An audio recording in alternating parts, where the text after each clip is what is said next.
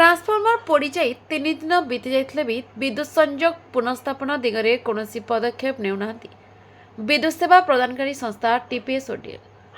अभियोग अनुଯାयी विद्युत संजोग पुनः चालू करने परिवर्ते पुराना बकेया बिल पैठ करने को ग्रामवासी को दिया चाप। एभली घटना देखा मिली मालकानगिरी जिलार एमबी 79 ग्राम को लगी रही नुआगुड़ा ग्राम में। सूचना अनुसार गत गुरुवार दिन नुआगुड़ा ग्राम में ट्रांसफॉर्मर टी अचानक सर्ट सर्किट जो पोड़ी जाइथिला। यापर ग्रामवासी विद्युत सरबराह संस्था को तुरंत अवगत कराइथिले, किंतु सेवा प्रदानकारी संस्था पक्षरु नुआ ट्रांसफॉर्मर जोगाई देवा परिवर्ते किछि वर्षर पुराना बकेया टंका पैठ करबा परे मरामती कराजियो बोली कुहाଯାଇଥିବା ग्रामवासी माने कहिसंती। विद्युत विच्छिन्न थिबारु आसन्न परीक्षा थिबारु पाठ पढ़िबारु वंचित होउछंती अष्टम मैट्रिक युक्त 2 शिक्षार्थी सहित सामूहिक छात्र छात्री। महम्मदी आलुआरे पिलांका पाठपढ़ा चलिथिबा बेले संपूर्ण बंद रही ग्रामर जल जोगाण व्यवस्था। तेणे मोबाइल चार्ज हो पार गत 3 दिन धरी ग्राम बाह्य जगत सहित संपर्क विच्छिन्न हो रही नुआगुड़ा ग्राम। तेज प्रकाश था कि 40 रु अधिक परिवार बसवास करुवा एही ग्राम में प्राय 200 लोक रुवा बेले गत 3 दिन धरी से अंधारे जीवन यापन कर समस्या प्रति प्रशासन तुरंत दृष्टि दे विद्युत सेवा पुनर्स्थापन करने को ग्रामवासी माने दाबी करछंती। आज्ञा मो होची बैशाख सुना एमबी 79 नुआगुड़ा ग्राम एठारे आम गोटे जंगलिया परी जगह गोटे जगह गाँटा अच्छी आमर ए गाँव करेन्ट आज्ञा गत काली पर दिन पर 3-4 दिन हो गला करेन्ट जोटा आमर जोटा रोचे ट्रांसमिटर से पोड़गला आ पूर्वर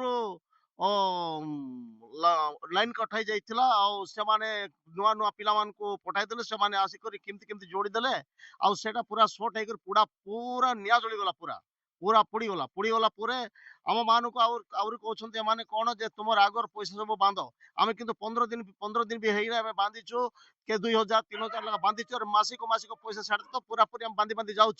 किंतु एबे आम मान को बहुत हराण कर पैसा बांधले देवु ना ना बोली कहते एठारे एठारे केते रोग दुखर लोक मैंने अच्छे प्रेगनेंट माँ मैंने अच्छे अम्बुलेंस प्रोब्लेम होबार लगी तथापि आम मैंने बहुत सहयोग कर रहीचु मात्र आमको आज ये लोक मैंने आज बड़ भयंकर आमको हराण कर लाइन ना आम राति सारा बड़ अवस्था चलुचु आमर कथा के शुणु ना जिते जहाँ को कहले से किसी बुझुना। आज्ञा नमस्कार मु नुआगुड़ा बासिंदा आमर गत काली आम गाँव ट्रांसमिटर टा पोड़ी जाइए निया लगिकी आमे संगे संगे करेंट कर्मचारी मान को आमे फोन कर जनइथिलु जे आमर गाँव ट्रांसमिटर रे करेंट रे निया लगी जाइछि बोलिकी आमे फोन कर जनइथिलु किंतु से माने आसीबो कहिकिरी आसिले नाही प्राय आधा घंटा घंटाटे पर से माने आसले सेति भितर पूरा बोर्डटा पोड़ी जाइछि आउ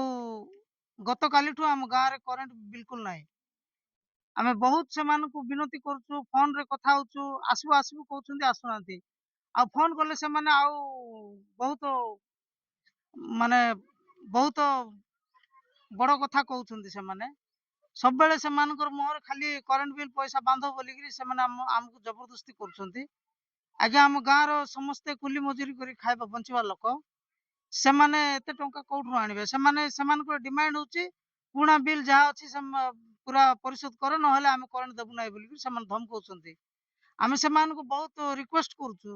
रिक्वेस्ट कला पर मध्ये से माने हमरो रिक्वेस्ट सुनु नांती से माने पुणा बिल 50,000 60,000 आसी 50,000 60,000 टंका से माने बांधो न आम करेंट देबु ना बोलिकी से माने हमको धमकाई कथा होउछन्ती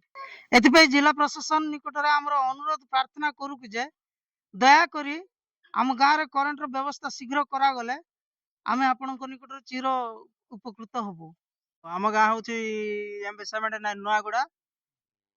आज को प्राय 3 दिन है करेंट उड़ी जाइए सुपरवाइजर को कहूँ सुपरवाइजर कहूँ कि पैसा तुम आगर जिते बिल अच्छी सब बांध तापर तुमको करेंट दिज्व ये आम जंगल भितर रहीचु एते केते साप केते बिछा फिचा अच्छी छोट छोट पिला माने बुलुथिबे पिला मानकर पाठ पढ़ा मते हो नाही रात्रि बेला आम केंती करबु आम मान को हाँ हाँ क्लिनिक पेशेंट मते अछंती केंती करबा ଆମେ ଯାଇକିନା ଯଦି ସୁପରଭାଇଜରକୁ କହିଲେ ସେ ସୁପରଭାଇଜର କହୁଛି ତମର ପଇସା ବାନ୍ଧ, ତମର ଏତେ ଏତେ ପଇସା ଅଛି ବାନ୍ଧ। ଆମକୁ ପ୍ରାୟ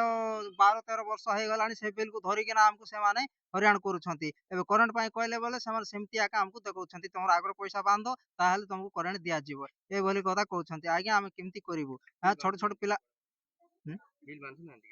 ହୁଁ? ବାନ୍ଧୁଛୁ, ବିଲ୍ ବାନ୍ଧୁଛୁ, ସେ ପୁରୁଣା ବିଲ୍ ମଧ୍ୟ ବାନ୍ଧି ବାନ୍ଧି ଯାଉଛୁ, ଆଉ ମାସିକିଆ ବିଲ୍ ମଧ୍ୟ ବାନ୍ଧୁଛୁ, କିନ୍ତୁ ହେଲେ ବି ଆମକୁ ସେମାନେ ହଇରାଣ କରିଦେଉଛନ୍ତି। ଆଜିକୁ 3 ଦିନ ହେଲାଣି କରେଣ୍ଟ ନାହିଁ ଗାଁରେ, କେତେ ହଇରାଣ ହଉଛୁ ଆମେ।